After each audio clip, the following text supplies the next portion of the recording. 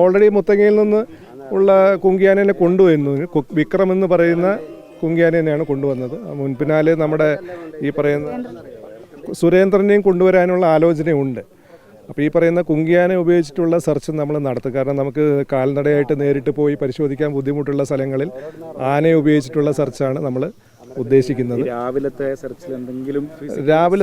രാവിലത്തെ ഈ പറയുന്ന ഫിസിക്കൽ സാന്നിധ്യം അല്ലെങ്കിൽ ഇൻഡയറക്റ്റ് എവിഡൻസോ നമുക്ക് ലഭിച്ചിട്ടില്ല. നമ്മൾ 3 സംഘമായിട്ട് ഒരു സംഘം നമ്മൾ കന്നാരമ്പുഴയുടെ ഭാഗത്തും, ഒരു സംഘം CMF 73 കോളനിയുടെ ഭാഗത്തും, പിന്നെ ഡോക്ടറിൻ്റെ സംഘം ഇത് കടുവ പതുങ്ങിയിരിക്കാൻ സാധ്യതയുള്ള ചതുപ്പ് സ്ഥലങ്ങളും ഈ പറയുന്ന ഒഴിഞ്ഞ തോട്ടങ്ങളെല്ലാം തന്നെ പരിശോധിക്കുകയുണ്ടായി.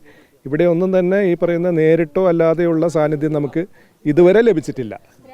കടുവയുടെ സാന്നിധ്യം ഇല്ല. കഴിഞ്ഞ 2-3 ദിവസമായിട്ട് നമുക്ക് ഇതിൻ്റെ സാന്നിധ്യമില്ല. ഏറ്റവും ലാസ്റ്റ് 9-ാം തീയതിയാണ് ഈ ടൈഗറിൻ്റെ ഒരു പ്രസൻസ് നമുക്ക് ഇവിടുന്ന് ലഭിച്ചത്.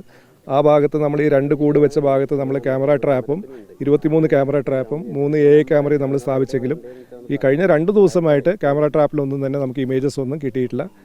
കേവലം 1/2 കിലോമീറ്റർ മാത്രമാണ് വയനാട് വന്യജീവി സങ്കേതത്തിൻ്റെ കുറിച്ചാട് റേഞ്ച് ഉള്ളത്. അതിൻ്റെ അപ്പുറത്ത് ബന്ദിപ്പൂർ വനമേഖലയിലുണ്ട്. അങ്ങോട്ടേക്ക് കടന്നിരിക്കാം എന്നുള്ളൊരു നിഗമനവും ഉണ്ട്.